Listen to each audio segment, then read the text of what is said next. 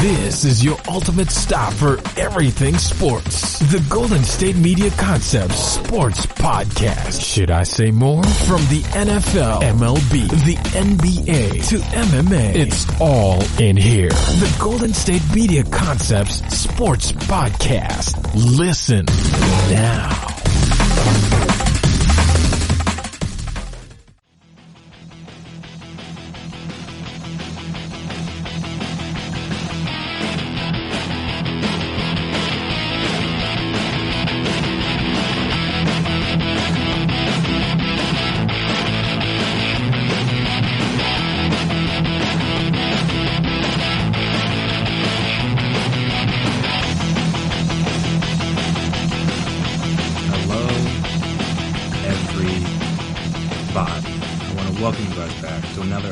GSMC Sports Podcast presented by GSMC Podcast Network. My name is Chris Blades, and before I get started here today, I want to remind you guys, if you haven't already, to subscribe to the podcast. Make sure you never miss an episode. Make sure you're always on top of all the latest stuff that we're dropping. If you can, please also give us a 5-star rating and review, and a good review. It would be very appreciated. It'll help us see what you guys like and don't like. And then also, if you guys are on social media, we are also on social media. So you can find us there, Twitter, Instagram, Facebook. We can talk, we can chat, we can discuss any number of things relating to the world of sports. So, today, what I thought I was going to start on talking about today was going to be LeBron after Saturday night. If you didn't know, LeBron is now third all-time in scoring, like in terms of points. On the all-time leaderboard in the NBA, and that's what I thought I was going to be talking about to begin the show today, but unfortunately, it was news that came out either early afternoon or early morning, depending on where you live, that kind of shook up the sports world, and I'm going to, unfortunately, have to talk about that instead, and that would be the untimely passing of one Kobe Bryant. I imagine you guys all know by now what happened to him, but if you don't, he was involved in a helicopter crash. It's from the reports and the sources and all that stuff out there. It sounds like he was traveling to a game or to a practice in regards to his daughter's basketball team. Probably just, the Grammys were in LA this week and he's probably trying to beat the traffic. Because I imagine this is a thing he does a lot of time, so didn't think much of it, but unfortunately, things did not go his way, and he was involved in an accident, and unfortunately did not make it out. His daughter, also Gianna, did not make it out. There was 9 total people on board, including the pilot. So the other 8 of them didn't make it, and obviously I want to send my condolences and send my thoughts and prayers to the Bryant family, to all the family and friends of those involved.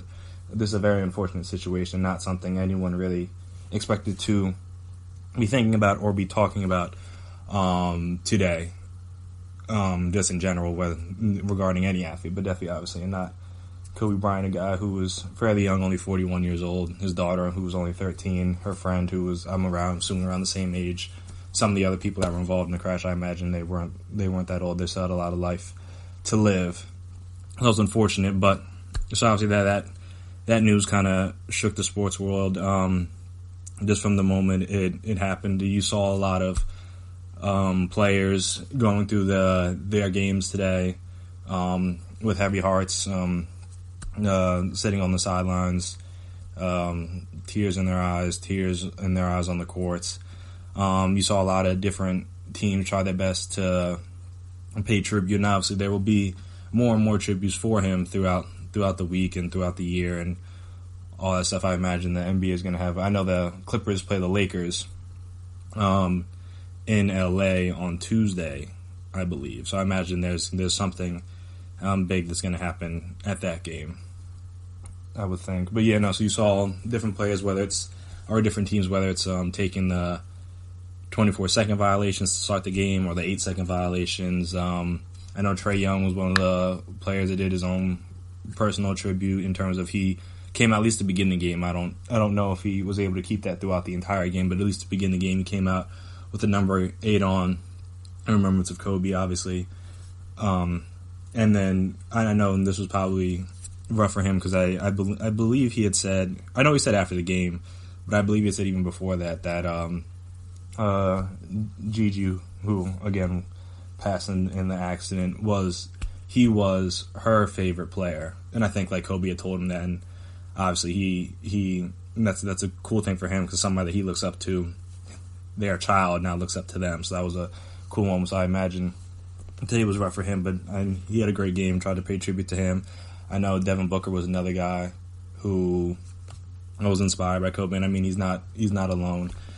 There's an entire generation of not even just basketball players, but athletes around the world, and people around the world. Let me not just say athletes, but people around the world that were inspired by Kobe. Whether it's obviously his ability on the court was one thing, but his obviously the Mamba mentality, his actions off the court, the things he had done in his retirement, whether that was producing an Academy Award winning short film, whether that was being a good role model for people, whether that was being a good father, being a good friend, all that stuff that he had been trying to do and was doing with his life, that obviously had touched people in different ways.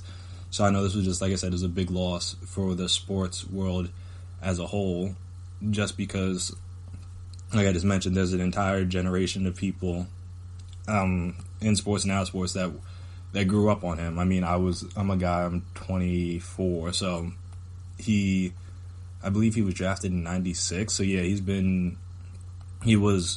wasn't the biggest Lakers fan or whatever, but obviously his time in the NBA was a big part of my childhood, and obviously he's a part of the childhoods of a lot of other people. He inspired a lot of people to, whether it was to play basketball, whether it was to be the best they could be in whatever sport they were doing, whether it was to be the best they could be in anything that they decided to do. He was a big part of that, and like I said, and obviously you saw that today with the emotions that some of the players went through to make it through their games. And then obviously when they were talking about him, either before their games, mainly just after their games, but you would see how much he meant to so many different people, and obviously how much this hurt. And speaking of that, I was kind of disappointed in the fact that the NBA didn't decide to cancel the games today. I mean, obviously the first game, Rockets Nuggets, was kind of tough to cancel just because of the fact that news broke right as that was about to start. So it would be kind of hard to get everybody out the arena, get the players off the court or whatever. Even though you saw whether it was Tyson Chandler, Austin Rivers, PJ Tucker, different guys on those involved in that game were struggling to get through it. So just because of that, that was the reason why I thought they were going to cancel. Obviously, they didn't. I imagine money was somewhat involved in that decision, but it was just a scenario where, much like people believe in Kobe, we treat these athletes like they're robots, superhumans, if you will, and that they don't do or feel things as normal humans would. And because of that, we expect them to act in certain ways. We expect them to do certain things that we would not expect of ourselves. Like, had anyone else been at work and received news of a tragedy in their own life, I'm not saying that they wouldn't, because some people would continue working, but then I imagine other people would ask if they could go home, or even ask. Some people would ask, some people would just leave. Very few people would be expected to continue that day as if nothing happened. And that was unfortunately the way that the NBA decided to handle things. And I just think that was rough because, especially with an athlete that was involved in the sport that was being played today, it's tough for these players. A lot of them who were either knew Kobe, met Kobe, were friendly with him, idolized him, what have you, to play a game knowing he's no longer with us. And I just thought that was unfortunate for them to have to go through that and to have to act as if nothing was going on, when I imagine their heads were on hundreds of things that weren't that didn't involve that game was taking place that day. That's why, I mean, you saw, if you didn't see, but in one scenario, Kyrie, who has talked about how much Kobe has meant to him. I remember Kobe told a story where he talked about while the Cavs were in the locker room celebrating their coming back from a 3-1 victory and beating the Warriors in the finals. He talked about how Kyrie FaceTimed him in the locker room, talking about how his the tips he'd given him had worked and different things. Just like he wanted to in part celebrate that moment with Kobe. So I know it was gonna be tough for him, and that's what I'm saying. I was not mad at him. I almost kind of commend him for being able to just be like, hey, look, I can't play today. And I would have understood if a bunch of other players did that. I would have understood if a bunch of different teams did that. I mean, you saw Doc Rivers, he spoke before the game, and you could see he was struggling on how he's even going to talk to the team about playing in the game when news like this had broke. So I just thought that was unfortunate because, like I said, we asked these guys to be superheroes, to be people without emotion in some scenarios, and we don't realize that at the end of the day, we're all just human. We all feel things, we all go through things that everyone else does. So I thought that was unfair to those players. And then on top of that, unfair to them to have them give quotes. I mean, obviously a lot of them did give good quotes about what Kobe meant to them and what he meant to the game, what he meant to the world. But at the same time, I just feel like it's tough to force people to grieve in public, but unfortunately that's the world we live in now, where we force these athletes to have to grieve in public. We want statements from them, like I'm saying, like there was, if you watched SportsCenter at any point throughout the day, if you watched a Pro Bowl, what have you, everybody was getting interviewed, everyone was getting asked about them, asked to talk about them, and different memory, different time you'd met them, things of that nature. And while that's all fine and good, and obviously that that allowed for us to hear some great sound bites and see and have people recollect some great moments about Kobe and his life, I just don't think that that's necessarily appropriate for these athletes to have to do, like I said, in public. It's a scenario where allow them to realize what's happened, allow them to grieve however they decide to grieve, and then when they want to talk, they're more than welcome to talk.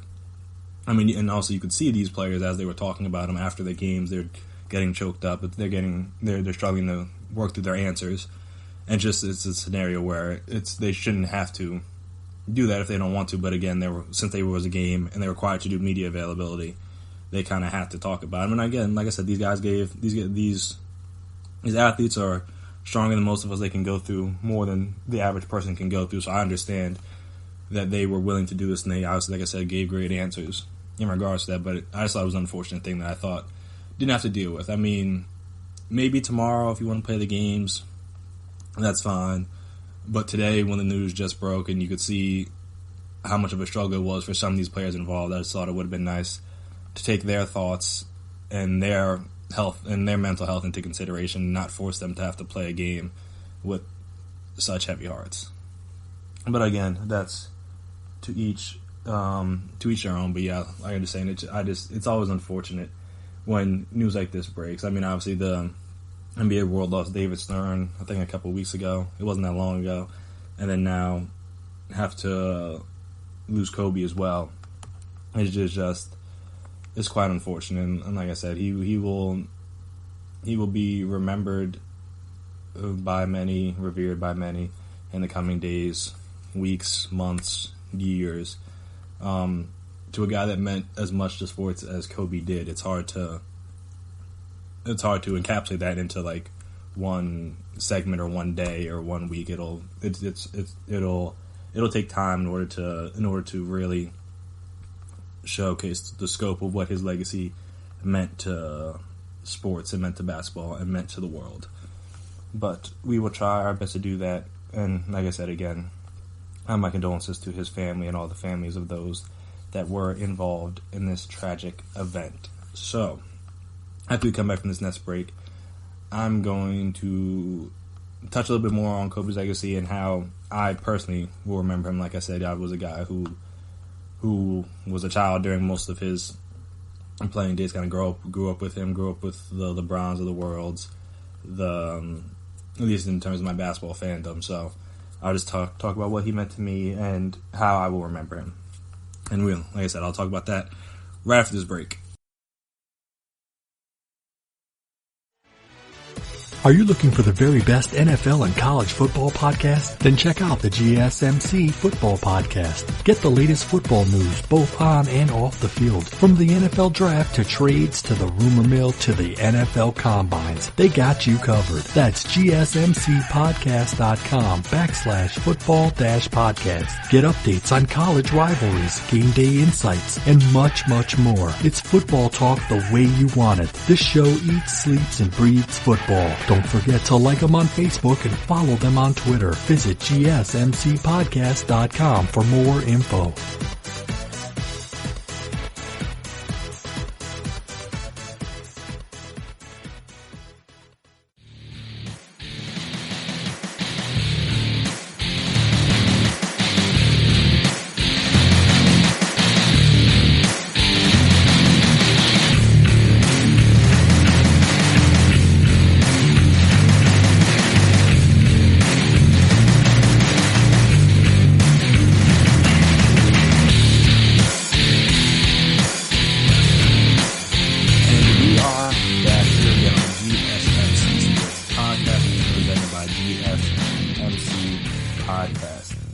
So, I mean,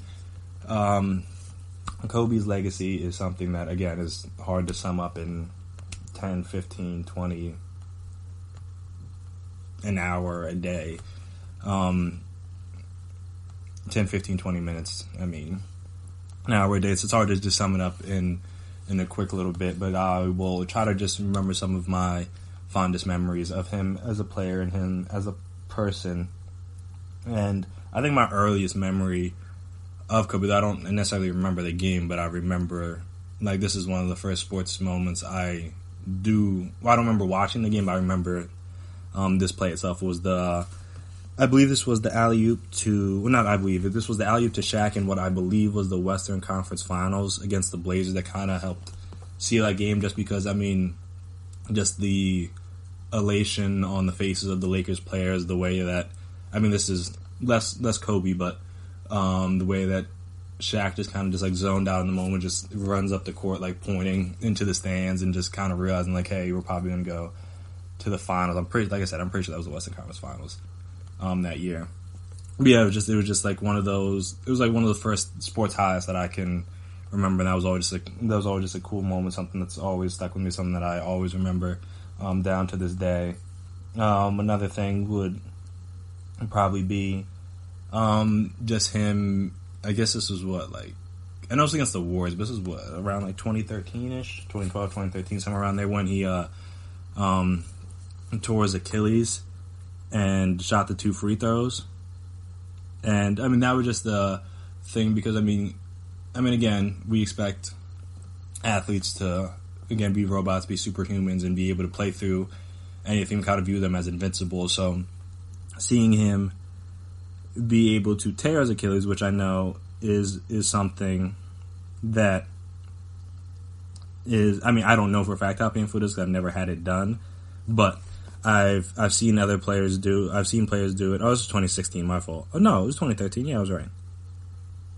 This article was written in 2016. All right, so the Achilles tear was in April of 2013. It was the end of his career, but yeah, that's an injury where most people can barely even stand after doing it. I mean, you saw when KD did it in the finals last year, he had to get helped off the court. Most football players, that they usually get carted off the field.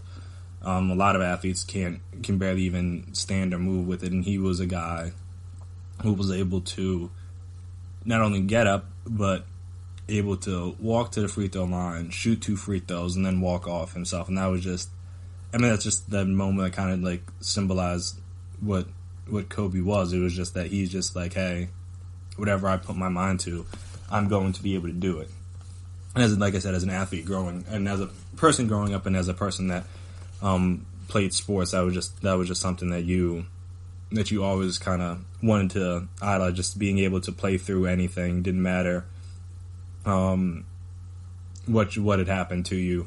Just being able to always be out there for your team was just always something that was ingrained in you, even as a kid. to be able to do. And obviously seeing Kobe be able to do that was always a cool moment, something always I'll remember. And another thing was probably his last game against the Jazz, like the last game of his career, especially because it was in Staples against the Jazz. Just because, I mean, it was one of those crazy games where it was like you could, like, it was just like if you didn't know it was the last game, you would have known, just because you felt as if everybody just wanted to see him do well one last time. I mean, he shot the ball 50 times in that game. No one else on the team, no one else on the Lakers shot the ball more than 10 times.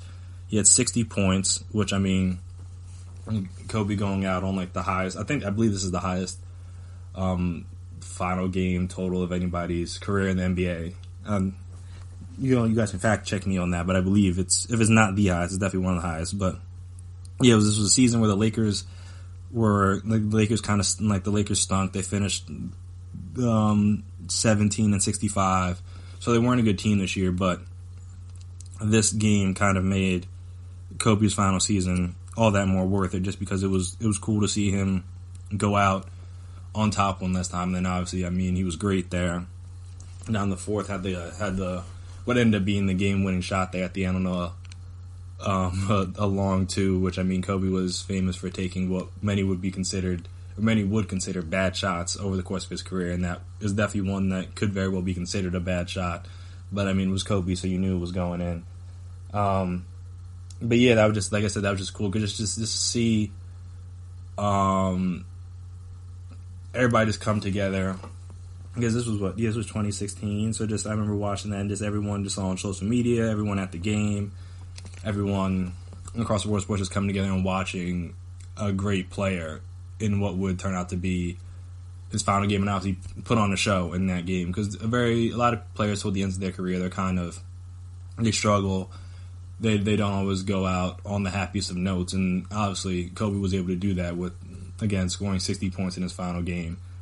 And just having that Staples Center roar for him just that one last time as a player, at least, obviously. When he was, which I'll talk about in a second, when he retired to Jersey, they obviously did that too. But just as a player, just to get that Lakers fan cheer one last time was definitely a cool moment. Definitely, like I said, it's a game I was never going to forget, but then now I'll definitely never forget. But just remember where I was watching it and just everything that happened in that game. Like I said, it just seemed like in that game the Lakers players were dead set on having him play a good game. And then even certain times the Jazz players are just like, hey, look, whatever happens, happens. I mean, obviously you don't necessarily want to lose a game, but if they were to lose a game because Kobe played well, I don't think that was going to be a big deal for them. And then obviously, like I said before, another thing that I'll always remember about him, just the fact that he got 2 numbers retired, just because that's such a I would say random. That's such a unique thing. And obviously he's a unique player, so it makes sense that he would be one of those to do that. But very few players play long enough. Very few players change numbers over the course of their careers. Like, I know LeBron will get 2 numbers retired. Like, he'll get his 23 retired. I mean, honestly, they'll probably just retire from the NBA. Between him and Jordan, no one's really going to be better than that, I would imagine. Or it would be very hard to be better than that. So he'll get his number 23 retired in Cleveland. Maybe in LA. We'll see how his career finishes out in LA. And then he'll get the 6th retired with Miami. I believe at some point, I know he didn't leave on the greatest terms with Pat Riley, but I imagine that Dwayne Wade will be able to convince him to retire that number. And obviously he meant a lot to that franchise, helped bring them 2 championships. But yeah, so very few players play long enough or play with or ever switch numbers over the course of their career and then are that great in both their numbers. Like, maybe a player might switch at the end of his career when he changes teams or something, but usually not good enough with that new team or with that new number to get it retired. And obviously Kobe stayed on the Lakers the whole time, so it's a bit different. But the fact that he was great with the 8 and with the 24 is kind of wild, and the fact that he was good enough to then get both those numbers retired. That ceremony was just cool to see when you see like the 2 numbers going up. I don't know why exactly, but that was always just something I always found very impressive. Just being able to get 2 numbers retired by the same franchise. That was always a cool thing to me. And then obviously the last thing that will always stick with me from Kobe would have to be just the idea of the Mamba mentality. And obviously, I mean, a lot of that was directed towards sports, but that mentality is something that I myself, and I believe many other people, carry or can carry throughout the course of their life, whatever it is that they're doing. Whether it's just, like, basically all that, in my mind, all that really meant was just finding whatever you're good at and doing everything you can to be successful at that. I mean, obviously not everybody's a great basketball player, not everybody's a great football player, a great baseball player, whatever, but all of us have some sort of talent out there somewhere. And that mentality was just to the drive and the desire to be great in whatever it is that it was. And that's kind of something that Kobe always tried to do. Whether that was on the court, obviously, he tried to be great. I know he said after he retired he wanted to be considered a talented overachiever, but obviously he's considered much more than that. But that kind of just extends to the point that he knew he had some level of talent, but in order to be the best that he could be, he needed to hone that talent and craft that talent and be able to do everything he could to try to improve on that talent day after day after day. And that's just something that we all can kind of strive to do in our own lives. Like I said, whatever that is that you do, just strive to every day get a little bit better than you were at it the day before. So then, that was on the court. Then obviously off the court, whether that was in film, whether that was as a father, whether that was as a basketball coach, whatever it was that he did or was doing, he wanted to be great at it. And that is what he tried to do, and that's what he was able to do, obviously, because he was very successful in his post-playing career, doing many different things. So that, I guess, that mentality is something that I will always keep with me, just the drive to be better.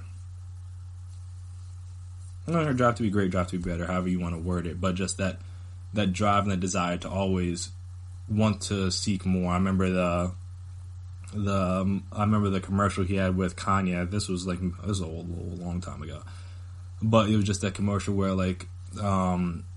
Kobe's like talking to a bunch of guys and the Kanye's in the audience listening to him speak, and Kanye's like rattling off all the things he's done in his career, all the great accolades he has, and then Kobe just keep telling him that there needs to be more. It needs to be no matter what you've always done, you can always be doing more. And I just think that just kind of encapsulates what that Mamba mentality was about. I mean, obviously the things we do may not give us as much fame, as much success, as much clout, if you will, as Kobe had. But in our own life, we can always strive to be the best version of ourselves that we can be. And I think that's what that belief and that mentality was really about, was just always striving to be great in whatever it was that you were doing. And that's, like I said, that's something that Kobe did, and that's something that people idolize him for. Because like I said, there's whether it was football players that talked at the Pro Bowl talking about what he meant to them, whether it was, I know Neymar tried to do his own little tribute after he scored a goal in his game today. I know some of the Pro Bowl players did the little jab step fade away after a sack on the NFC team. Different players trying to do different things to show their appreciation for what he meant to them, and that kind of just showed that this was bigger, and he was, as a role model, bigger than basketball. Like, he didn't just inspire a generation of basketball players, whether that's like you said, whether it's the kids from LA or just the kids all over the world that looked up to him and wanted to do things like Kobe, but he's got to inspire just people in general to be great. And this wasn't even like over in America or, like I said, in LA. It was all over the world. He was a global icon. And part of the reason why the NBA is so big as it is overseas was partly because of him. I know he's probably, he's one of the few people that even if you know nothing about sports, you know who Kobe Bryant is, or unfortunately was. And like I said, if you don't even have to know that much about basketball, you don't know that much about sports, but if you're overseas, people know who Kobe was, and that's just because of his greatness. So yeah, those are some of the things. And also, one of the fondest memories is I mean, if you were of my age group, or you grew up during the time where your childhood would involve watching Kobe play, I mean, all of us, whether we were at our own house, whether we were at school, whenever we went to go throw something out, we always shot it like a jump shot. I mean, I still do to this day when I can. If there's something I need to throw out, I'll shoot it like a basketball. Just go around shooting a fake basketball around my house and just yelling Kobe when you did it. That was just like, that's a thing that I know a lot of my generation did, and that's the thing I imagine that we will continue to do in his memory, just because of that was just like a cool thing that people did to, like I said, just how much he meant to my generation, and just like us wanting to strive to be like him.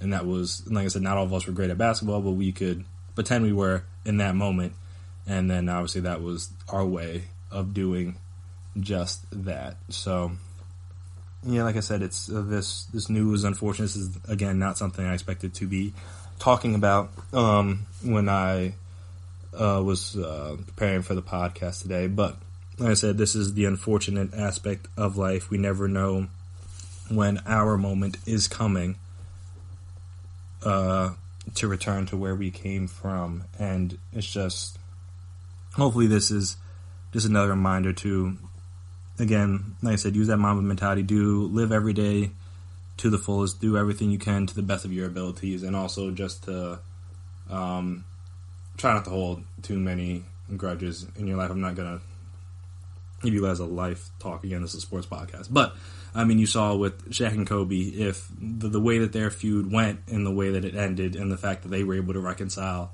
before one of them left this earth, and were able to become friends and cool again. I mean, if they can do it, then I believe anyone can do it. So, like I said, life's too short.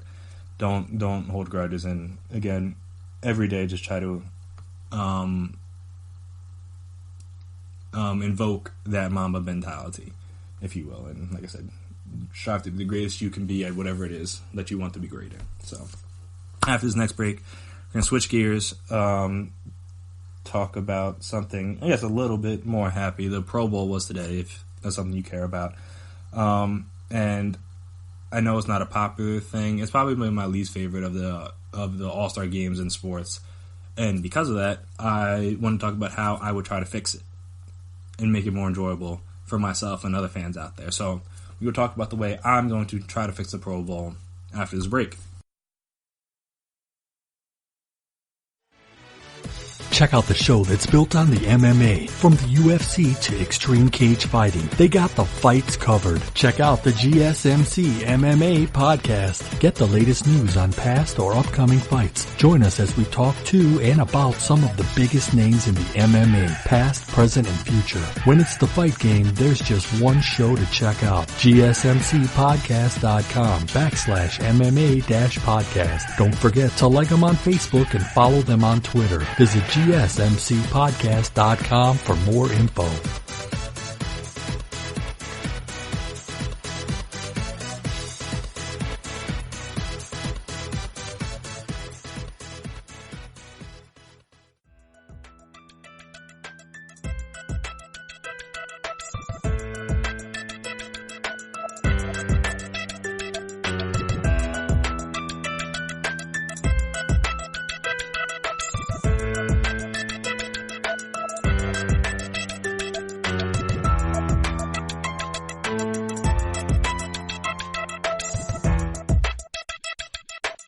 We are back here again on the GSMC Sports Podcast, presented by GSMC Podcast Network. So, obviously, I don't have the power to change the Pro Bowl. I don't have the ability to change the Pro Bowl, but there are some things that I would suggest, at least, if they were open to these suggestions, to try to change the Pro Bowl. Because, like I said, it's my least favorite of all the major sports all-star games. And that's mainly just because it is, it just doesn't feel like the game. Like, obviously, people say that about the NBA All-Star game because, like, they don't play defense, blah, blah, blah, all that stuff. But a lot of the main things that are involved in basketball are still in place in that game. There's still fancy dribbling. There's still 3-pointers. There's still dunks. There's still alley-oops. There's still nice passes. The game itself, like I said, they still play defense towards the end because, again, people do want to win these things. They want to give. I think they just win money for charity now, but still, you want to win money for your charity, so I understand that. But yeah, so then like that game still looks the same. Baseball obviously looks the same because there's no real way to change that in terms of the game. There's still 9 people on the field. There's still a pitcher. There's still a batter. Also, there's still umpires. Like all that stuff looks the same. Hockey, I know they tried to make some changes to it, and people seem to like those changes. So that is kind of why I feel like the NFL could try to make some changes because like the game itself just doesn't look like a normal game. Because I mean, a lot of it stems from the way the hitting involved. Just because obviously no one's going to this game or trying to lead this game hurt, so now everybody's giving it their all. So then, yeah, it's like no one's really trying to tackle anybody. The blocking is kind of just like, oh, okay, like, I'm gonna like block you for like a second and then just like let him run by you and all that stuff. And like I said, no one's really trying to tackle. You can't like, there's different things that you can and can't do within the game. So like I said, it just doesn't look like a normal football game. So because of that, it just makes it not that many people are interested to watch it. I mean, I'll go through the different ways I would change it, but then obviously some of this stems from like if you keep the game itself, or you try to change the game as a whole. So I'll do both sides of it. So me, honestly, I would just scrap the game altogether, just turn it into a 7-on-7. Just like that's so then you can still have the quarterbacks, running backs, tight ends, wide receivers, linebackers, DBs, all this stuff can still take part. You can make it flag, or I guess no, so 7-7, just a flag football game. Just so again, it's still lighthearted. It's not as serious, and then obviously no one's hitting, so there's no real risk of injury. So that's not something people have to worry about that. And I know people are like, oh, then what do you do with the linemen? Like they can still get their Pro Bowl nods, but then just I would have them they can do like their own different. Like I know a lot of like with the skills competition stuff that they have, a lot of that doesn't really involve the linemen.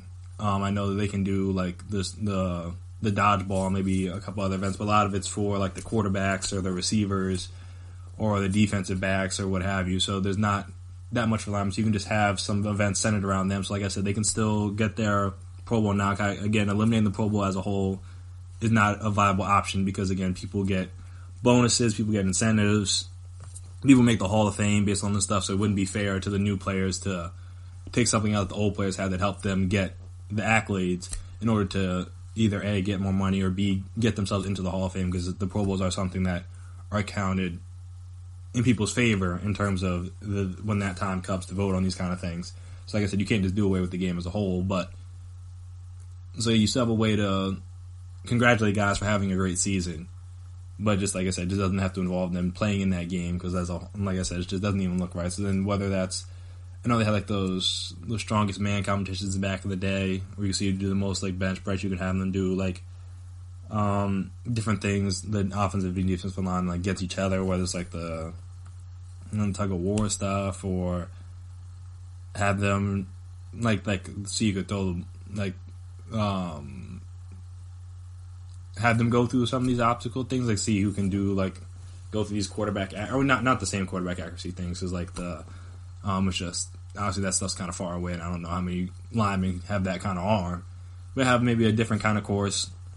Like I said, tug of war, have them go through like the obstacle courses or whatever. Just like give them, you could just create events for them to do while like almost simultaneously while those things are going on. So you can just you can go back and forth between the two games. You can still have it happen on Sunday. Like I said, just have the flag and the lineman stuff happen at the same time. Just give them something to do, because like I said, it just doesn't, having a full game where people, I mean, I was watching a little bit today, but you could see like on certain plays, some running backs are running harder than others. Like I know there was a certain play I remember watching where Mark Ingram looked like he was running like it was an NFL game, and guys were like moving out of his way, like, hey, like slow down, like it's not that serious. Or you see on different plays, like some linemen, like they try to rush hard, and some linemen don't, or defensive linemen don't, and then it's just like the offensive lineman doesn't really know what's going to happen unless you guys have that discussion beforehand.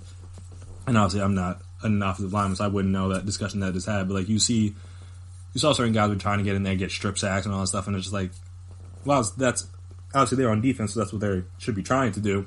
But at the same time, it's not.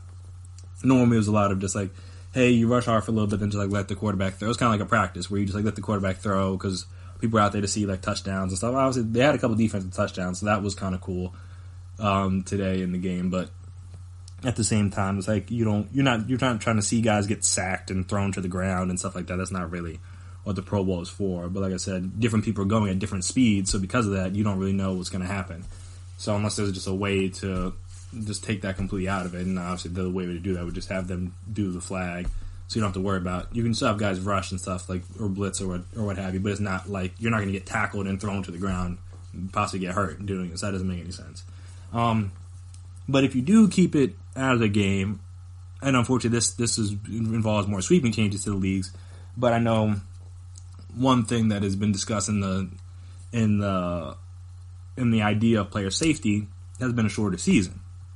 So, if you did do something like that, maybe you say you shorten the season in this hypothetical, you shorten the season to 14 games.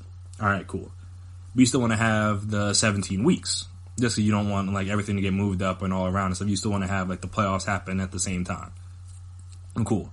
So, and I think this is an interesting thing they could do because, as we all know, football is the only sport that plays their All-Star game after the season's already done, which is another issue that they have because so many people, after going through a long, grueling season, especially if you're like a team that just made it deep into the playoffs, or your guy's been playing through injuries throughout the year, you're not also going to then want to go and play in the Pro Bowl, and that's why they have so many guys having to cycle through, because you just don't have very,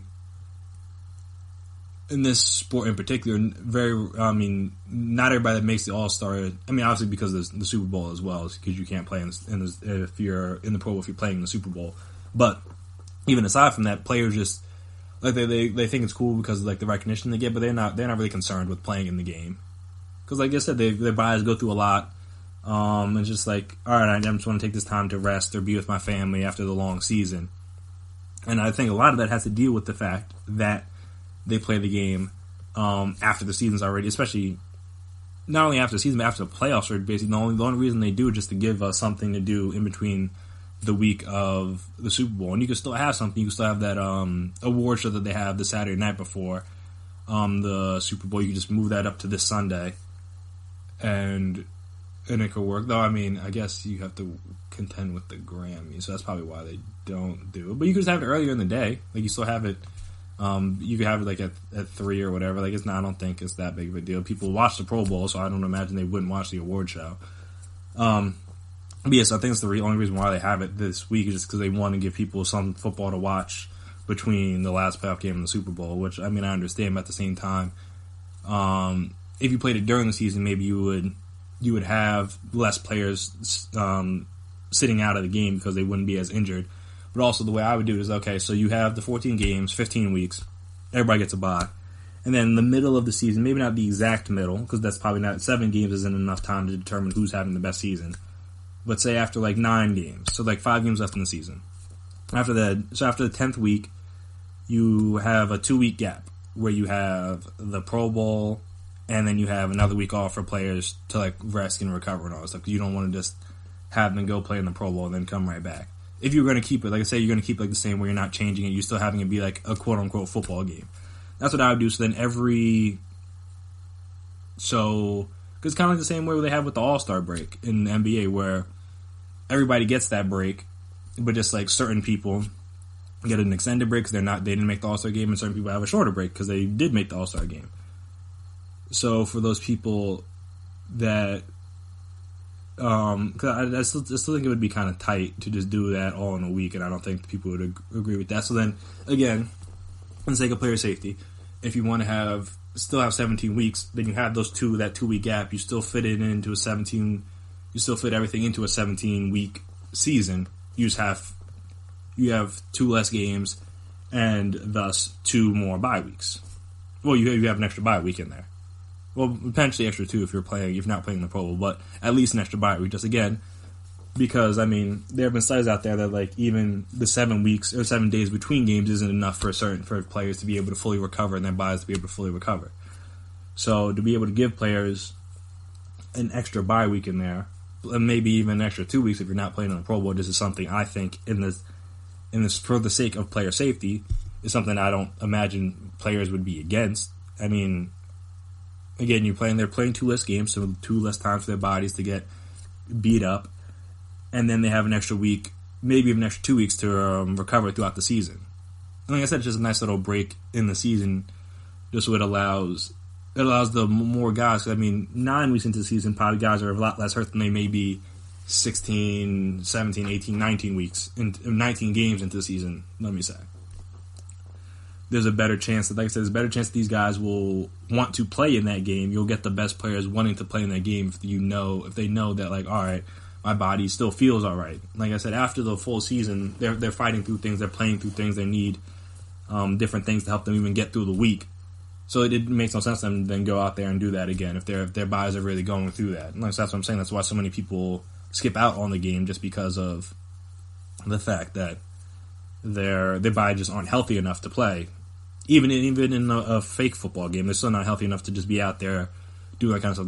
They want to get a head start on treatment, on surgery, or what have you, or they just want to rest because they've been through a lot throughout the season. So I'm saying, if you're going to keep it, I think you should just. And again, this is assuming they are able in the new CBA to get the season shortened, which I unfortunately don't think is going to happen. But if it did, then I think this is a way that you can still extend the season long enough to where the timeline of everything still matches up to where it was before. You just have 2 less games and the players are more safe. But if you don't do that and you still have the 16-game season, then I just think having it be a quote-unquote football game doesn't really benefit anyone. Because I'm saying it's not fun to watch. It doesn't look like real football, and then I don't imagine it's that fun to play just because you can't go 100% because you don't want to hurt yourself and you don't want to hurt anybody else. So just to do away with that. So yeah, those would be my two ideas. If you keep the game when it is and where it is, in terms of at the point in the season with 16 games and all stuff, just make it a 7-on-7. Have the linemen do their own thing during that time. There's enough linemen you could have them do different things. And still be able to enjoy that week, still be able to enjoy that experience. But if you do keep it you want to try to keep it as a real football game, then just, if you are able to shorten the season, put it in the middle of the season. Just like I said, it's weird that they're the only sport that plays their All-Star game after the season's already over. And well over. 3 weeks of the playoffs have already gone by before the game. So imagine the NBA played their All-Star game in between the weeks of the conference finals and the NBA finals. So we're talking about late May, early June. They're playing an All-Star game. It doesn't just realistically think that doesn't make any sense. Same thing with baseball. You imagine them playing an All-Star game the beginning of November. It just doesn't make any sense. And obviously their seasons in terms of games and months are longer than the NFL season is, so I get why they do it at the end in terms of that, and it's more so just to give people football to watch, but just to me that doesn't make any sense. Just why are we waiting till the week before the Super Bowl to play an All-Star game when no other sport does that? But I mean, and I'm not the commissioner, I don't make these kind of decisions, but these are just some of the suggestions I would give if Mr. Goodell would listen to me. So yeah, those are just my 2 cents on that. That's what I would try to do to fix it. Obviously, people still watch it. People still care about it to some degree. So whatever they're doing is working, but obviously there's always ways to improve things, and I think those 2 types of things are things that you could do to try to improve the game. So that's my 2 cents on that. And after this next break, we're going to transition from the Pro Bowl and start talking about the Super Bowl a little bit. I mean, obviously we're still a week away, so I have more time to discuss that throughout the week. But Andy Reid, the one thing he's really missing on his resume is that Super Bowl victory. And there was an interesting discussion that I think Will Kane had on his show that I kind of wanted to touch on a little bit, just the fact that where would he rank among coaches with only one Super Bowl win if he were able to get his next Sunday. So we'll talk about the guys he matches up against and where I think he would rank amongst them after this break.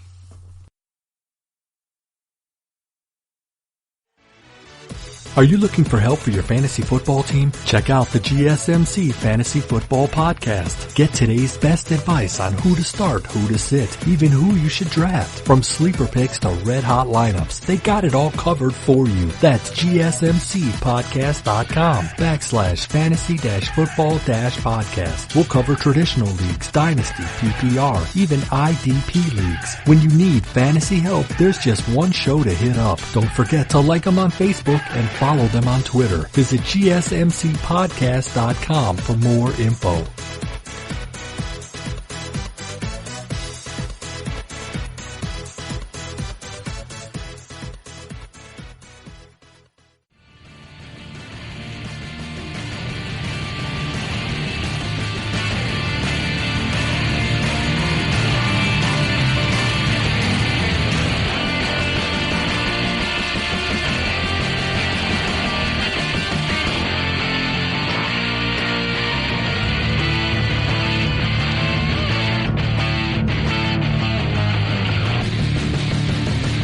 We are back here again on the GSMC Sports Podcast, presented by GSMC Podcast Network. So when you think about the guys around the league, and I'm talking about these are just guys that have won the Super Bowl. Obviously, you got guys like Ron Rivera, Dan Quinn.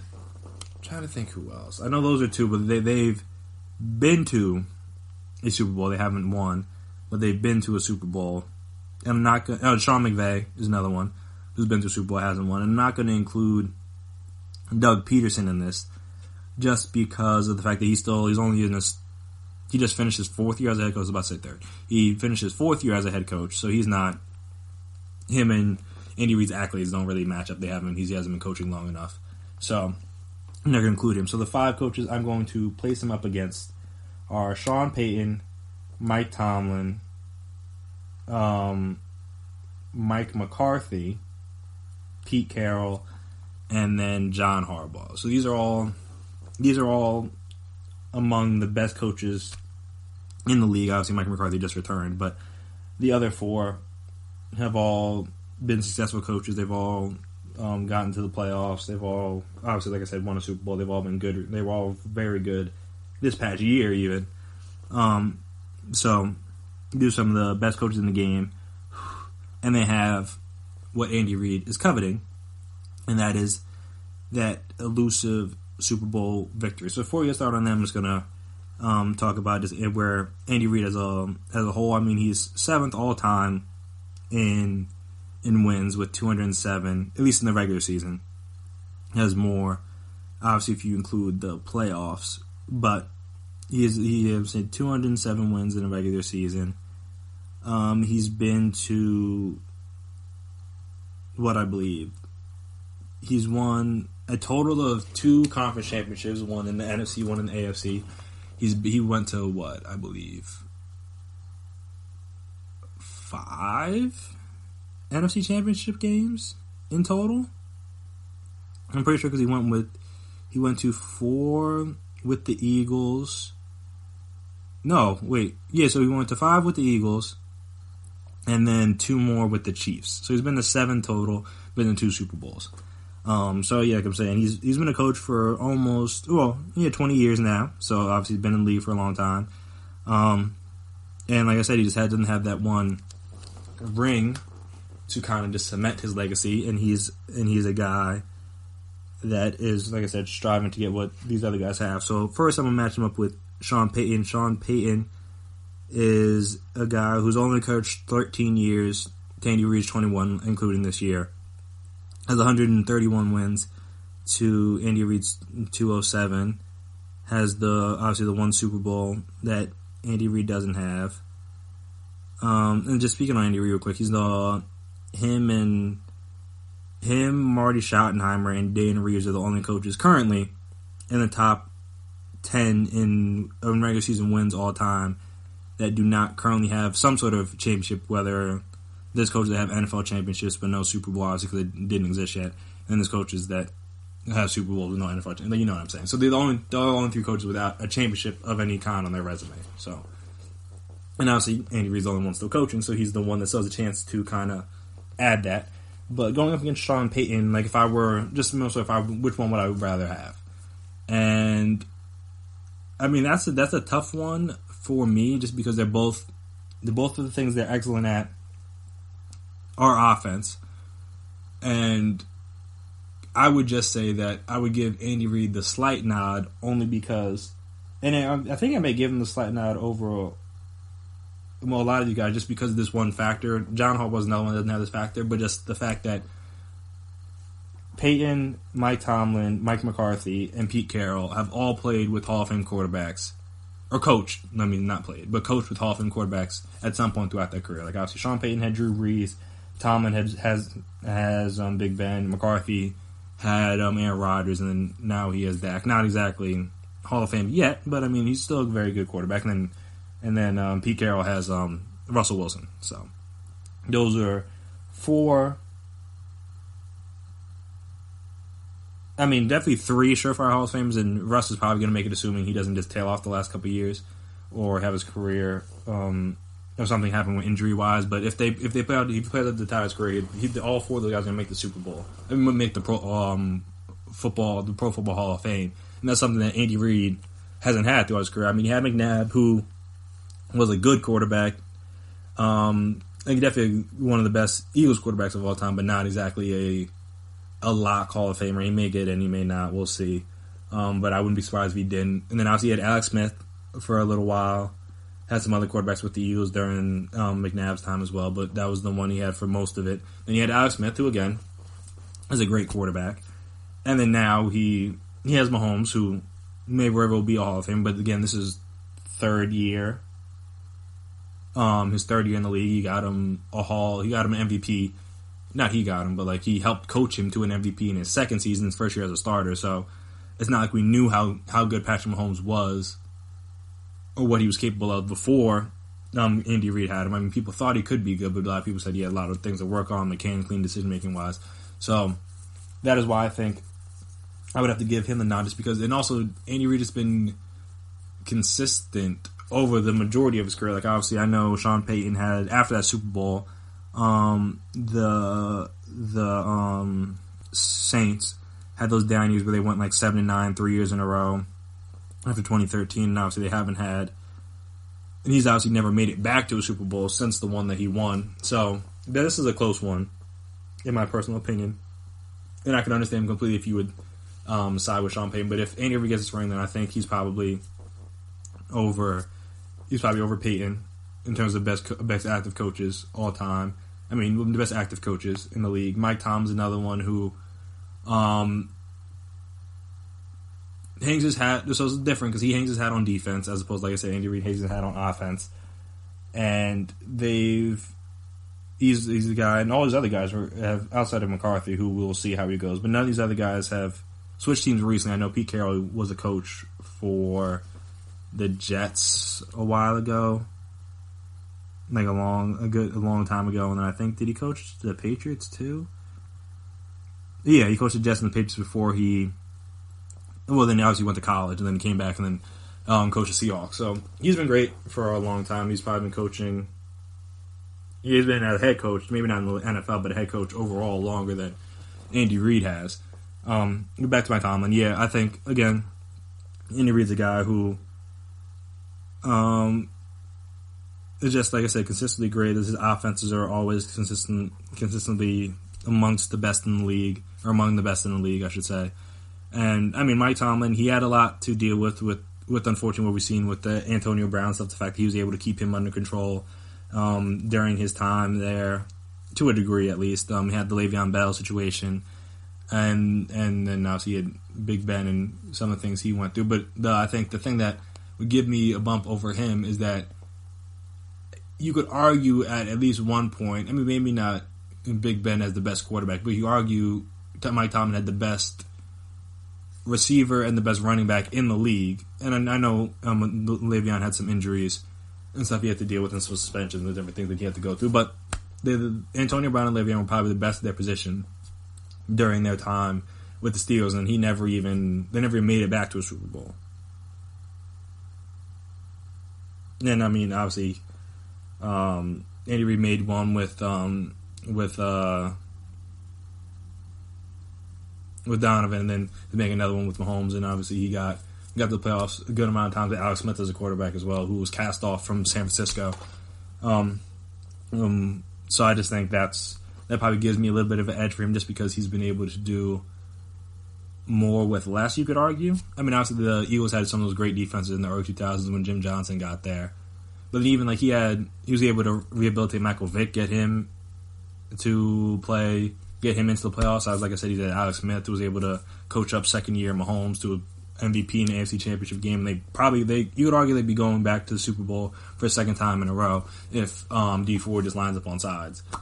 But yeah, so I think I probably have him above Tom. And Mike McCarthy is an interesting one because, again, he had Aaron Rodgers his entire career, but he's been a guy that's been great.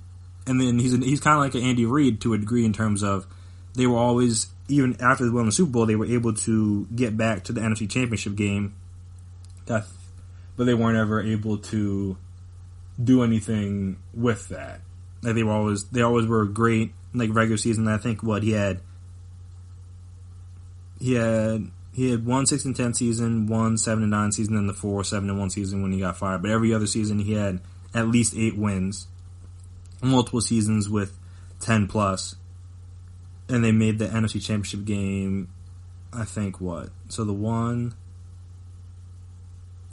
think at least 2 other times, if not maybe possibly 3 other times while he was there. So it's just a thing where it's like he's another guy who has been great, but just unfortunately was never able to get back over that hump after getting to the Super Bowl for the first time. Yeah, no, they made it. They made it in 2011 because they lost to they lost to the Giants in the divisional round that year. So they didn't make it in 2011. I know they made it in 2014. The Packers did. They made it in 2016 when they lost to the Falcons. And I'm trying to think they made it another year too. I don't think they made it in 2012. No, they lost in the divisional round to the Niners. So yeah, so they made it 2 other times while he was there to the NFC Championship game. Like I said, again, not able to get over that hump. So he's kind of had an Andy-like career where he's been good enough to get his team there, but never able to get them over the hump outside of the 1 year where they won the Super Bowl. See, this is a tougher one for me, but I do believe just overall success and the success he's had with different quarterbacks over his career. Because again, all these guys have played with one quarterback. I think that kind of is what gives them the edge. I think I might have him over Reid over McCarthy if Andy Reid's able to win that Super Bowl this upcoming year. Pete Carroll is another interesting one because, again, he kind of had the same situation where he had a younger guy as quarterback and was able to get them and win the Super Bowl, which if they're able to do with Mahomes is what Andy would be able to do. But then they were able to get right back. And I think that's going to be the thing. And even since then, they've been consistently a playoff team. Obviously, they haven't been back to the NFC Championship game since the last Super Bowl when they lost to the Patriots, obviously. But they've just been consistently good, and a lot of that obviously stemmed from Russell Wilson. But in his career with Seattle since 2012, they haven't had a season under 9 wins, which is consistent excellence, and something that, again, Andy Reid does have, but it's just that he's Pete Carroll's been able to do that, and get his team back to the Super Bowl. Because, like I said, they did it in back-to-back years, which is very, very hard to do, especially in this day and age in the league where seem to turn over so fast, and it's very hard to get teams back to the Super Bowl once you miss out on it.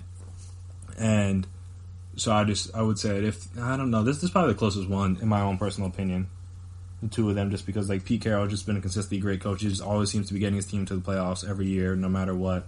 Like I said, they've had one season without 10 wins since 2012, and that was 9-7 in 2017, where they were trying to like rebuild after all the Legion of Boom stuff was kind of done.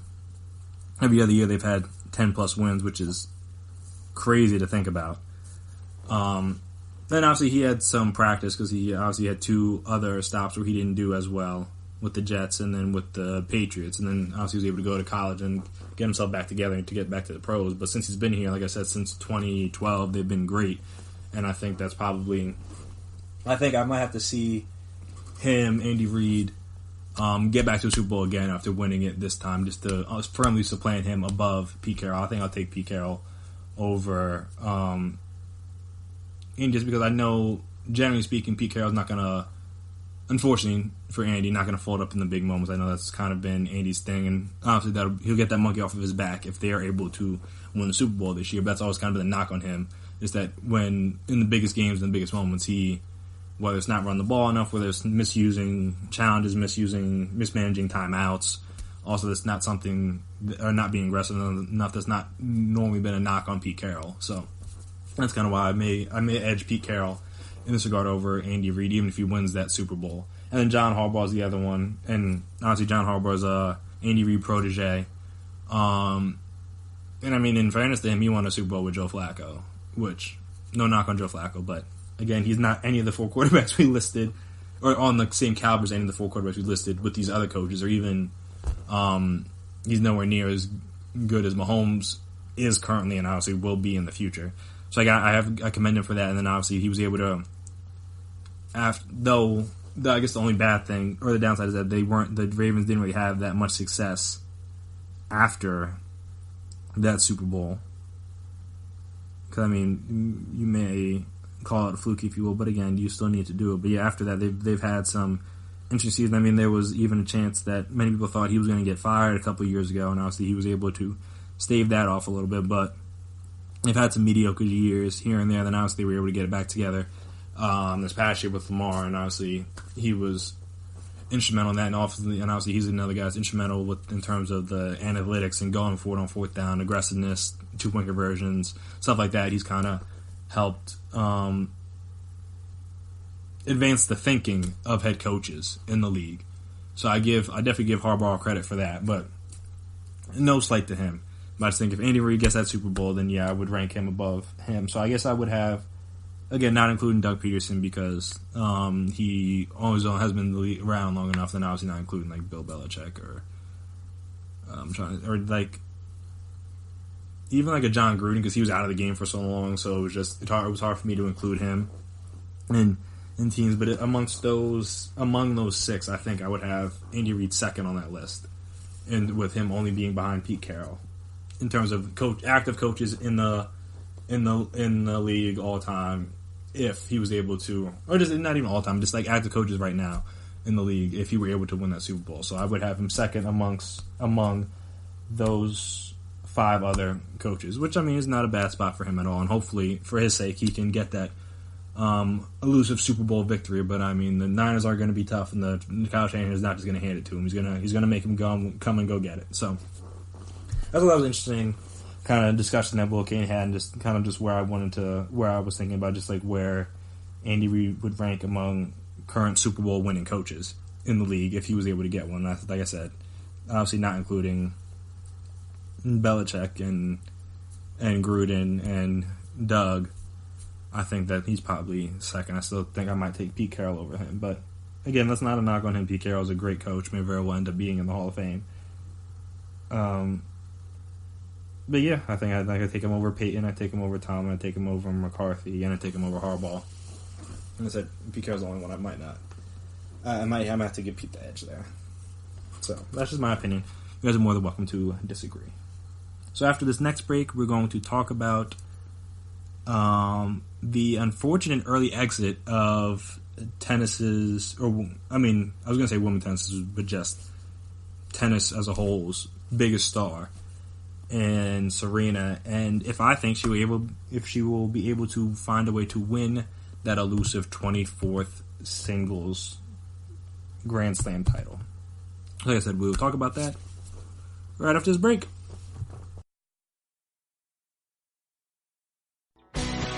Are you looking to get your college football fix?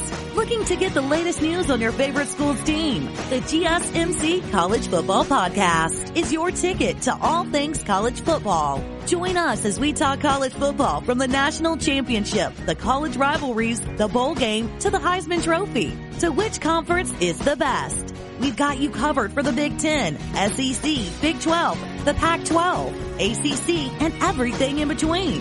Download the GSMC College Football Podcast on iTunes, Stitcher, SoundCloud, Google Play, or anywhere you find podcasts. Just type GSMC in the search bar.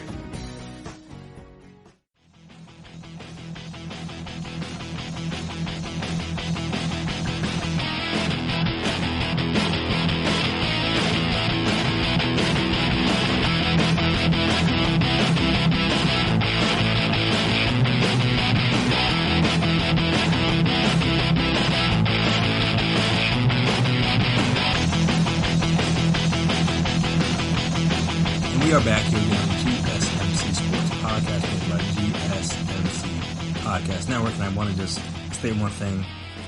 In the last segment, I did mention how Andy Reid is known to fold up in big moments, and I am ashamed of myself that I forgot that Pete Carroll forgot to give the ball to Marshawn Lynch at the 1 yard line. So, while Andy Reid does have his own set of blunders, and I would still take Pete Carroll over him, I forgot that Pete Carroll does have arguably the biggest blunder in Super Bowl history. So, I apologize to Andy for not making that a pro or giving that a check in his pro column, because at least he doesn't have that on his resume.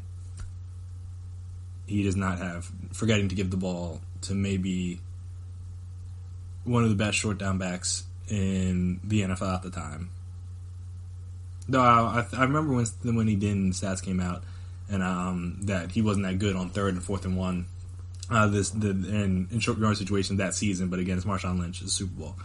He had just gotten it down to the 1 yard line. So, Pete Carroll, that's definitely a knock on your resume. But other things outside that are good. But obviously, I forgot that he does have that black mark on his legacy as a head coach. So, there's definitely something that makes the gap a little bit closer between him and Andy Reid. I still take Pete Carroll, but Andy Reid is inching up closer because I forgot about how big the blunder that was. But I don't talk about too much about that. I am on to Serena. And if you weren't aware, Serena was knocked out of the Australian Open this past weekend in the 3rd round. And she lost in 3 sets. Yeah, and it was just like, obviously it's another situation where it was another chance for her to get that 24th Grand Slam singles title, to be able to tie Margaret Court for the most all time. And it's just a situation where just like you have to, unfortunately, start wondering if that elusive 24th Grand Slam title is going to come. Because even just like, I guess a couple weeks ago, I think 2 weeks ago actually, in New Zealand, I believe it was the ASB Classic. Yeah, the ASB Classic was her first even just tournament win since and it was the first final she had won on the WTA tour, and the first tournament she had won since she had given birth, because obviously she had won the 2017 Australian Open, while surprisingly to us at the time, us as sports fans, we were unaware. She was 8 weeks pregnant, so almost around 8 weeks pregnant by the time she'd won. So that's a very impressive feat for anybody. But obviously, it's winning professional tournaments in tennis is impressive again for anybody. But doing it while almost 2 months pregnant makes it even that much more impressive. And the fact that she did that then, and obviously had to take the time off and everything because of the child and everything, that made a whole lot of sense. But it's the fact that she was able to do that then, you kind of just figure that, oh, okay, once she's back, she'll be fine, and she'll be able to get back in and win that next Grand Slam to tie her with Margaret Court. And she hasn't been able to do that yet. I think she's lost coming to this tournament, she had lost for the last 6 Grand Slam finals. I think she had lost another one in a different tournament. So again, she was still looking for that elusive win before the ASB Classic, and she was able to get that win, so she was able to get that monkey off her back. But unfortunately, she was not able to get the Grand Slam monkey off her back, and we're just left wondering when and if it's going to come. Because as we've seen with the likes of the people she's lost to. She lost to Naomi Osaka in a tournament final. She lost to Bianca something. But again, those two were they're younger guys, so it's just like there. And then you see what Coco Gauff just did to. Well, if you didn't see Coco Gauff, who's a young teenager, just beat Naomi Osaka, who's been struggling since she had those two Grand Slam wins in a little over a year ago. But again, you see that there are young players coming in that unfortunately are not as well. I guess not unfortunately, but just aren't scared of Serena the way most people were during her heyday. And obviously, she's still probably the best women tennis player ever, in my own opinion. Probably one of the most dominant athletes ever in any sport. So you don't want to just assume that she'll never be able to get the job done, but you just have to start thinking about. I mean, it's been coming up this year. By the time the U.S. Open comes around, I guess. Well, I'm trying to remember what's the last one she won. It was the Australian Open. Excuse me. So by so it's been. This was Australian Open. It's been 3 years since she's last won a tournament, and it's just like, and like I said, she's gotten to the final, but then she usually hasn't really been doing that well when she gets to the finals for whatever reason. I can't tell you exactly. I'm not a tennis expert per se, but I just know she's just been struggling. She usually is losing in straight sets in those finals, and it's just like, all right, when is that time going to come for her to get that? Because with an athlete of that caliber, you never want to say it's never going to happen again. Like you see the way people talked about Tom Brady after the comeback. They're like, "Oh, he's done. That'll be after the Falcons Super Bowl. Like, oh, he's done. That's probably the last one he'll be able to win." Then they went back. Then they went back again the next year, lost to the Eagles, and they went back again the year after that, beat the Rams. And obviously he didn't get it done this year, and many people, including myself, think this is probably the end of their run, but I think that's more so because he might leave the Patriots, and I don't know how much he'll be able to do with a coach that isn't Bill Belichick. But yeah, people think that he's done. I mean, people, and rightfully so, thought Tiger Woods was done, and then obviously he was able to win the Masters, I believe it was last year, and he was able to get. I mean, he was only up to 15 majors now, so he's still 3 back of the record. But that was something that many people thought was way past in between, just because of like all the off the course stuff, and just all the different injuries and surgeries he's had to go through over the last 10 plus years. Many people thought he was never good. I mean, he'd won some tournaments here and there, but many people didn't think that he was going to be able to get back to be able to win a major, and then he was able to do it. So I think that's probably what gives me some level of hope for Serena, because if Tiger can do it, who many people thought should have hung it up probably 2 to 3 years ago, if he can come back and win a major and still play I think he finished tied for 9th in the most recent tournament this past weekend. So yes, I mean he's still able to keep going and keep playing at a relatively high level.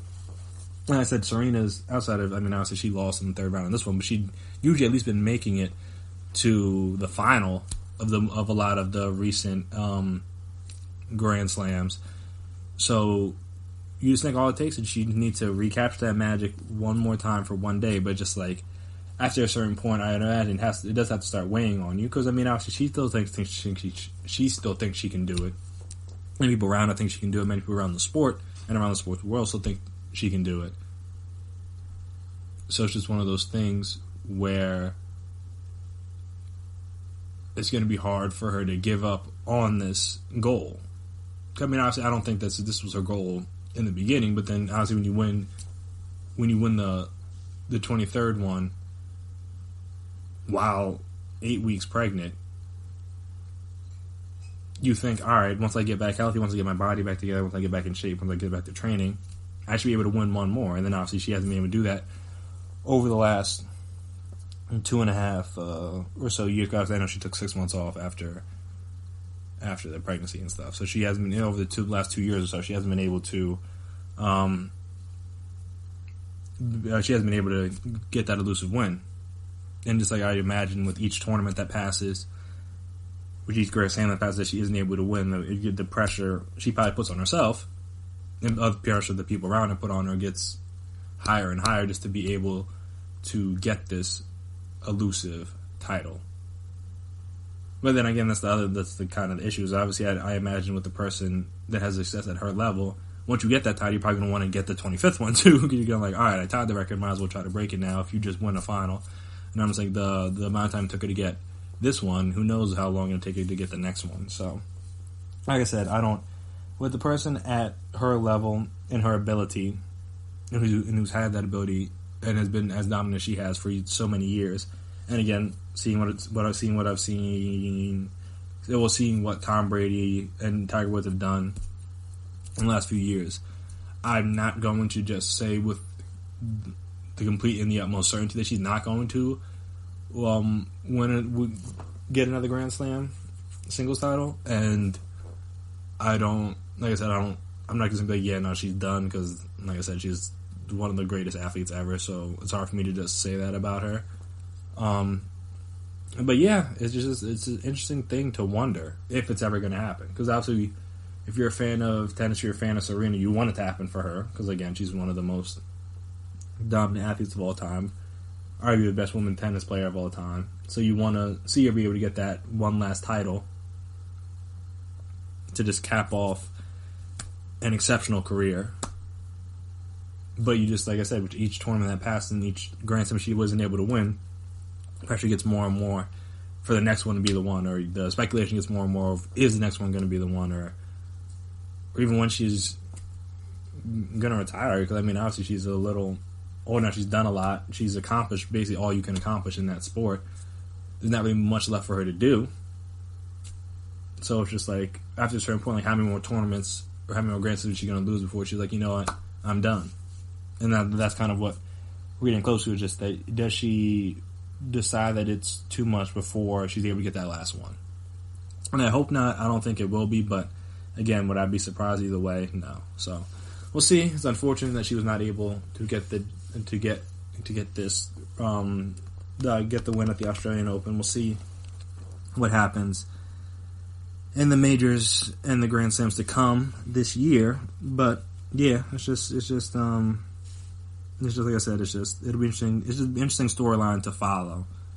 Or I know people haven't followed me, but it's just be interesting storyline to follow, just to see when and if that elusive 24th Grand Slam title, singles title, when and if she is able to capture that. But like I said, we will see as the year goes on. So, lastly, here today, I want to talk about with the first month of the year getting ready to come to an end this week, I want to talk about some of the things that I'm looking forward to in the next couple months in the sports world, and I will give you my top 5 of those things right after this break. Check out the show built around the women of MMA. From the UFC, Invicta FC, Bellator, and one championship. We got the fights covered. It's the Golden State Media Concepts Women's MMA Podcast. The latest news of upcoming fights, discussions of previous matches. Join us as we talk to and about the biggest names in women's mixed martial arts. Past, present, and future. When it's the women's fight game, you know where to listen to. The Golden State Media Concepts Women's MMA Podcast.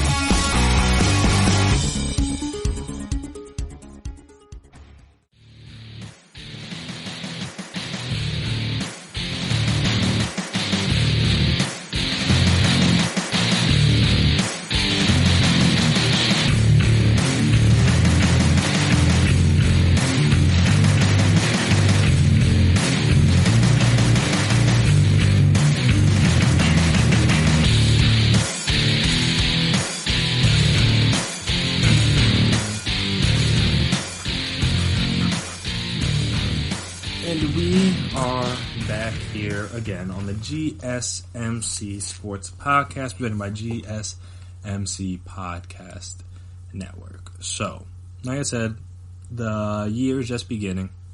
There are many events that are going to happen throughout the course of this year, but I'm going to focus it more so on the next couple months or so.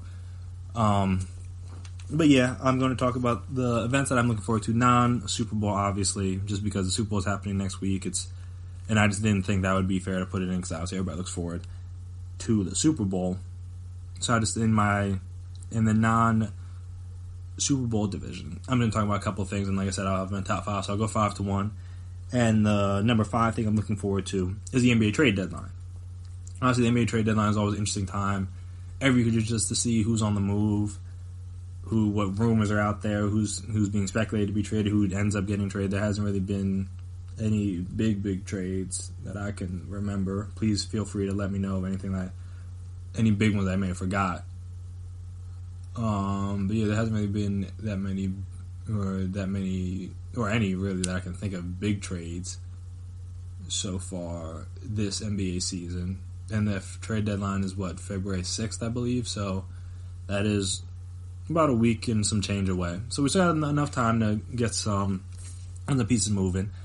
But yeah, there's obviously been a lot of rumors swirling around about Derrick Rose. I know the Lakers and Sixers have both been interested. And I mean, the Sixers could definitely use a guy like him because they need a point guard that can be able to handle the ball, help facilitate the offense. So Ben Simmons doesn't have to do that. Obviously, he's very good at it. But I think being able to do more power forward things could benefit him as a whole, and just obviously not. You have to defend him differently when he's when he's in the post or along the baseline than when he's out at the top of the key, trying to facilitate the offense because people can just sag off of him, and obviously that congests the defense and makes the offense harder to function. But if you allow him to play more power forward, you can have like a Derrick Rose, Ben Simmons pick and roll, and just like who do you? You can't just double team because then you get Ben Simmons going downhill where he's great, and also with his ability to facilitate, he can find the open guy if you try to help over on him or whoever. So you can't just double Derrick Rose, but then you also can't double Ben Simmons, as Derrick Rose has shown that he's been very good. He was very good last year as well, but he's been great this year offensively. So he's a guy that will make you pay if you don't give him the proper respect on the offensive end. So he's the guy that the Sixers could use. And then obviously a similar thing for the Lakers, just because obviously they could use a guard that is not Rajon Rondo. I mean, he hasn't necessarily been exactly what the doctor ordered for the Lakers this year. And again, it would kind of just be interesting just because a lot of the people that they brought in this year were guys that played against LeBron in the past, whether it's like Danny Green or McGee or Rondo or Avery Bradley. Just it would be funny to add Derrick Rose to that list of former opponents of LeBron that are now on his own team. That'd be kind of fun. And also, like I said, they could use their service to just allow, again, another scenario where you would allow someone else to facilitate the ball with LeBron on the court, or when he's not on the court, you can have another guy out there that can handle the ball. So you don't have to worry about playing like Rondo or having like Caruso or somebody. Not that he's incapable, but just having somebody with more offensive ability handle the ball. So you're not just relying solely on Anthony Davis if he's not in the game. Then both of them aren't in the game, and obviously your best option is Kuzma, who's fine, but he can be a little hit or miss. So Derrick Rose will give you a more consistent option in that regard. So I think that would be interesting if they were able to get him. And then obviously you got Drummond on the same team, has had some rumors circulating about him and possibly being traded maybe to the Hawks. They could be in the use of a center, just another good teammate for Trae Young, because obviously he's been great this season, but again, a lot of that he's just been out there by himself, which is unfortunate for him. So yeah, so he's an option.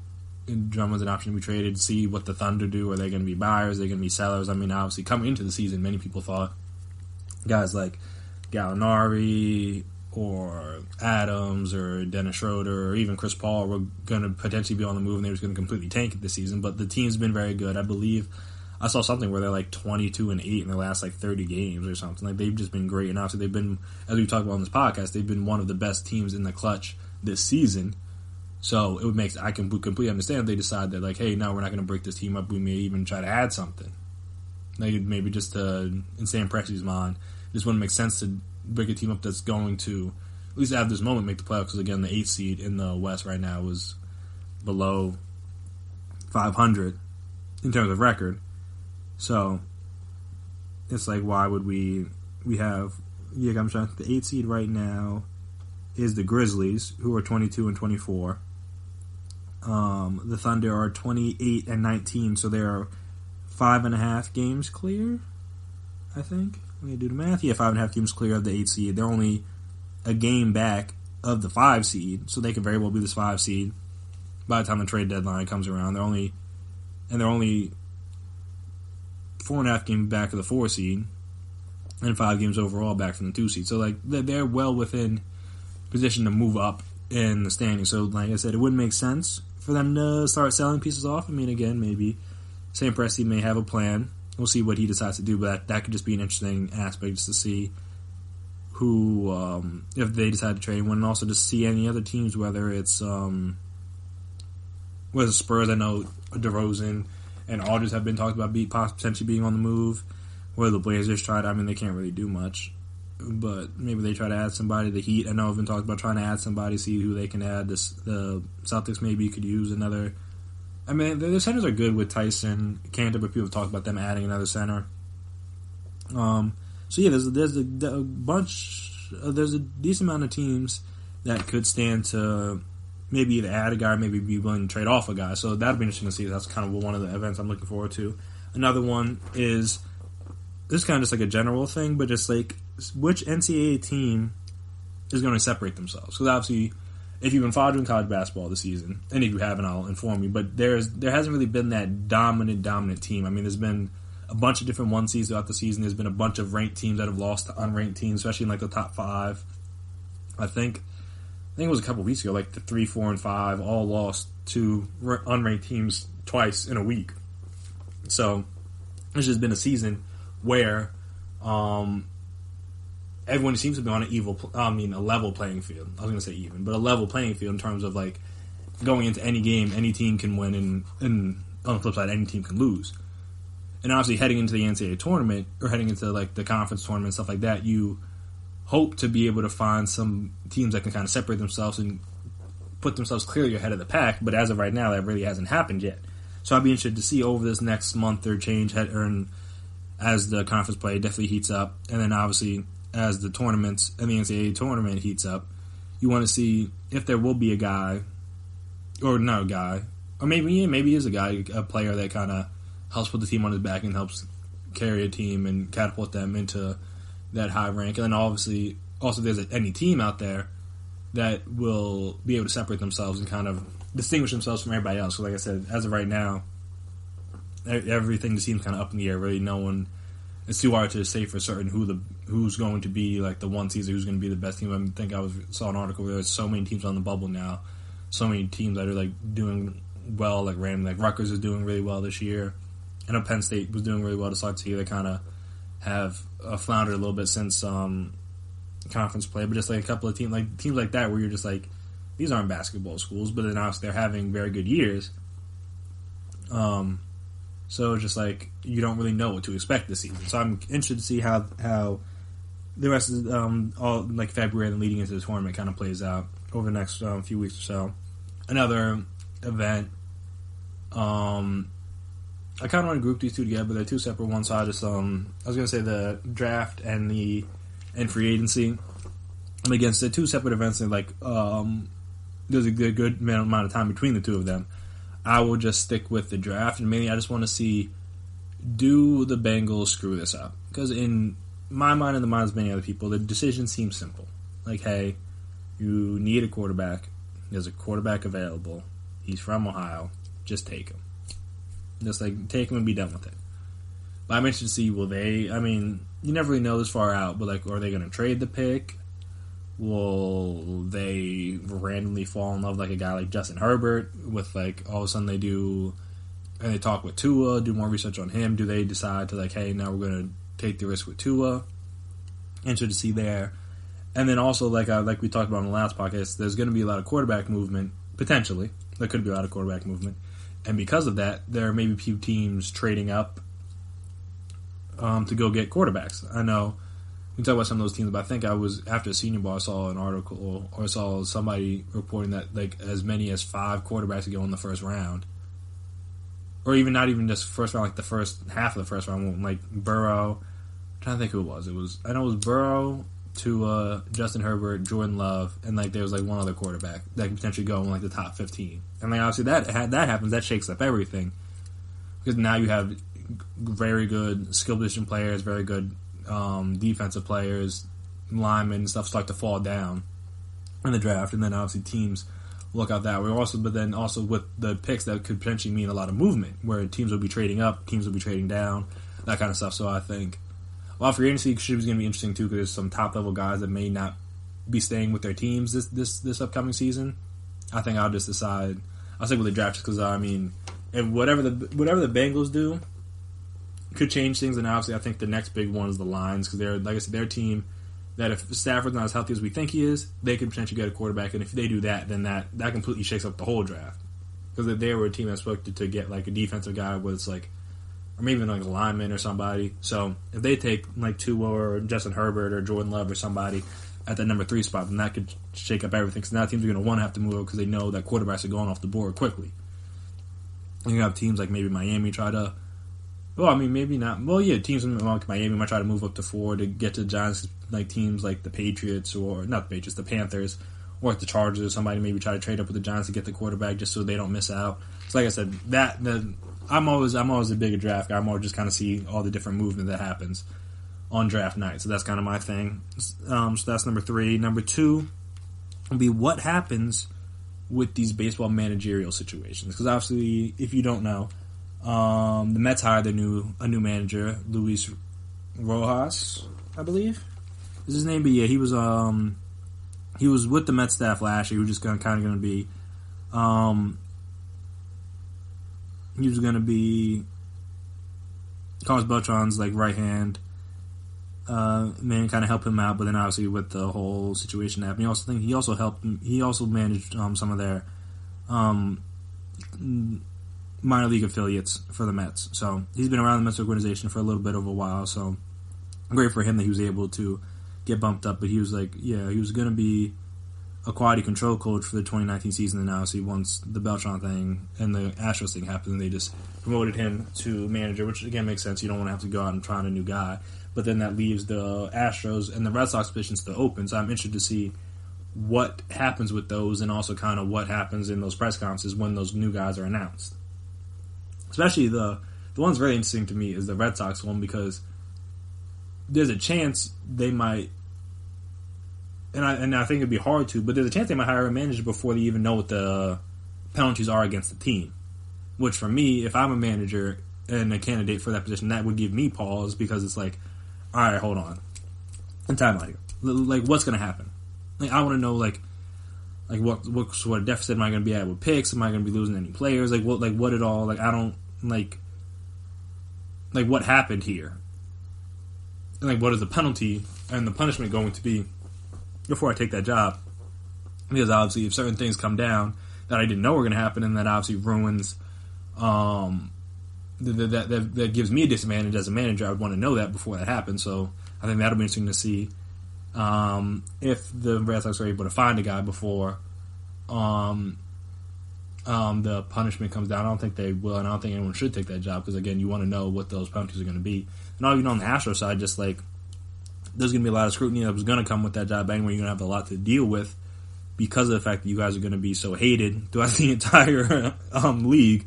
Everywhere you go, people are going to be booing. People are going to be banging on stuff whenever you're pitching.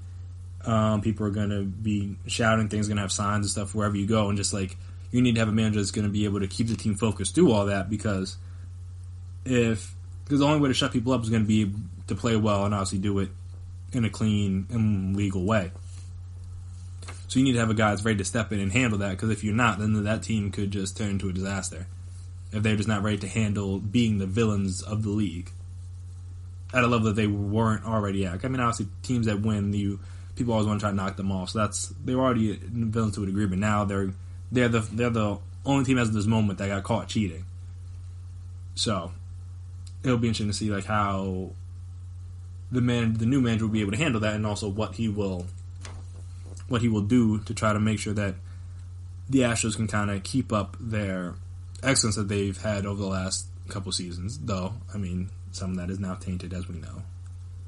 But technically, they didn't find out anything last year, even though everyone believes they cheated last year. And I mean, at this point, they don't deserve the benefit of the doubt.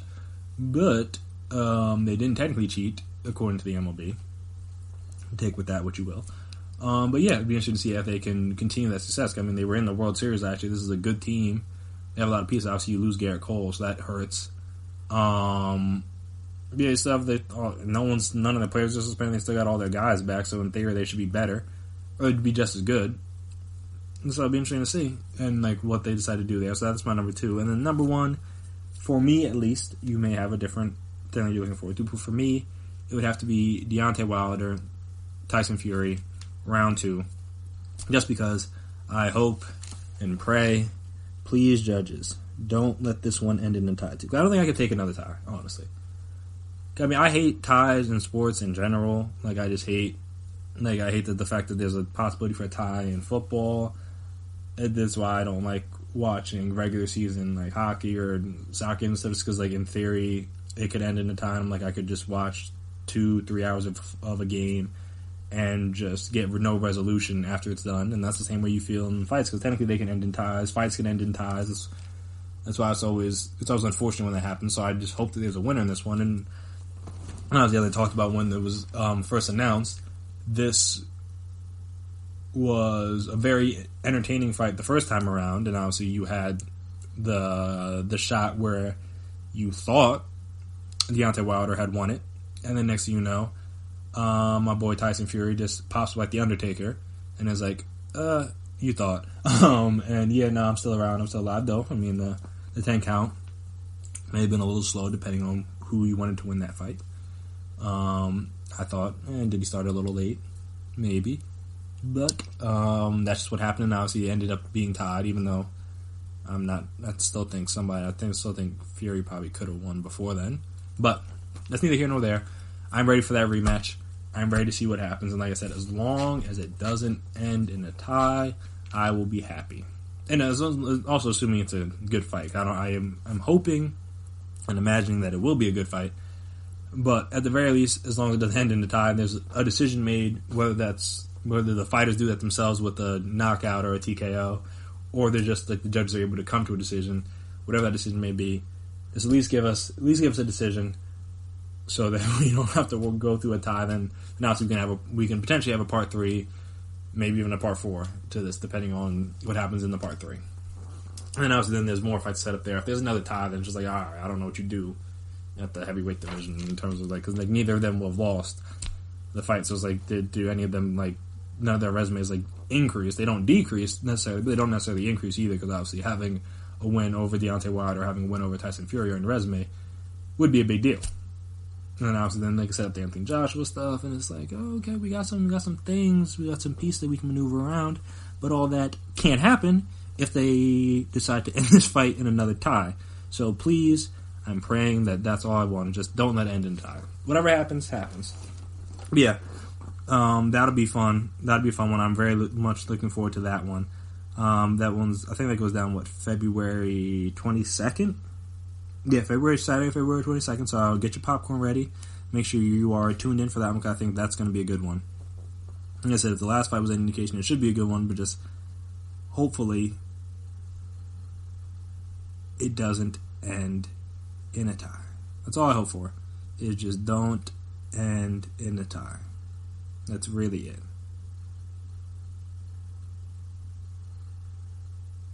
That's really it. I still can't believe that we had a split decision draw. That was absurd. And it was controversial, and rightfully so, because that was foolishness. But whatever. And so those are my top 5 sports-related events that I'm looking forward to in the next couple months. If I imagine you guys have some things you guys are looking forward to, and if your list is different than mine, or maybe you guys are looking forward to some of the same things, we can talk about that. So you can find us on social media: Twitter, Facebook, Instagram, Anywhere you are, we can talk about the things that you're looking forward to. Talk about things I'm looking forward to, see if you're looking forward to some of those same things. As always, like I said, if you haven't already, make sure you subscribe to the podcast. And if you never miss an episode, make sure you're always on top of when we're dropping stuff. If you can, please also give us a 5-star rating and a nice review. It would be very appreciated.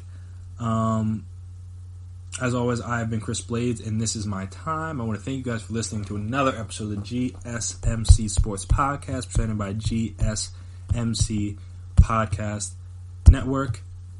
Again, RIP Kobe, RIP Gigi, RIP the others that are involved in that tragic accident. Don't hold grudges.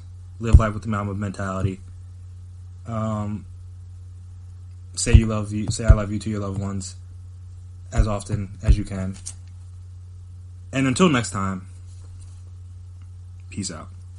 You've been listening to the Golden State Media Concepts Sports Podcast, part of the Golden State Media Concepts Podcast Network. You can find this show and others like it at www.gsmcpodcast.com. Download our podcast on iTunes, Stitcher, SoundCloud, and Google Play. Just type in GSMC to find all the shows from the Golden State Media Concepts Podcast Network, from movies to music, from sports to entertainment, and even weird news. You can also follow us on Twitter and on Facebook. Thank you, and we hope you have enjoyed today's program.